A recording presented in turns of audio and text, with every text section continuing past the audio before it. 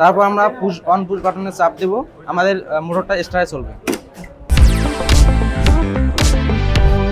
আসসালামু আলাইকুম, আমি মাসুদ রানা। আমি ইমেজ পলিটেকনিক ইনস্টিটিউট রংপুর থেকে এসেছি। আমি অষ্টম পর্বের ইন্ডাস্ট্রিয়াল অ্যাটাচমেন্ট করার জন্য মাল্টিপারপাস ইঞ্জিনিয়ারিং অ্যান্ড ইন্ডাস্ট্রিয়াল অটোমেশনে এসেছি। আমি একটি স্টার ডেল্টা সার্কিট তৈরি করেছি।